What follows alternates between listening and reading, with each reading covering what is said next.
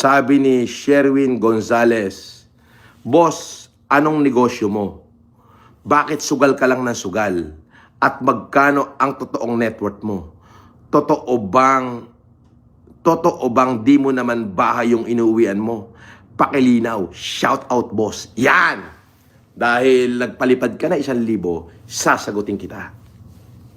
Ano bang mga negosyo mo, boss? Wala akong negosyo, marami akong property, marami akong paupahan. Ayun. At syempre may mga investment ako. Meron akong mga investment kung saan-saan na tumutubo. Yan. So stable naman. Okay? Tapos magkano ang totoong net worth mo?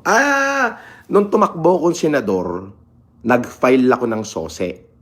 So, hanapin nyo na lang doon sa SOSE ko. Yun, legal document yun. Okay? Pati yung expenditure ko saka nung pagtakbo ko senador ng 2022, naka-declare doon lahat. Oo. Hindi mo pwedeng tayain yun kasi government document yun eh. Makukulong ka ron kapag ano.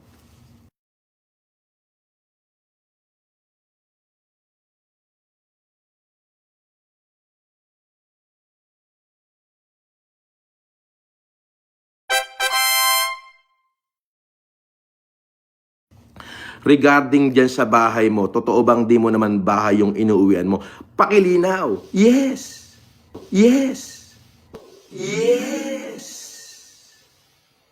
Yes. Oo, kasi ang totoong domicile ko is Isabela.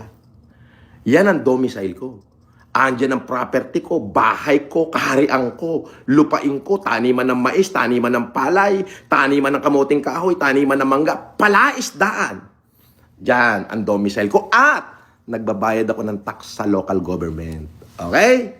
So, yun. Maliwanag sana nasagot kita. Walang kasinungalingan dyan kasi nagsayang ka na 1,000 piso para tanungin ako. So, yan. Nililinaw ko sa iyo yan. Yan.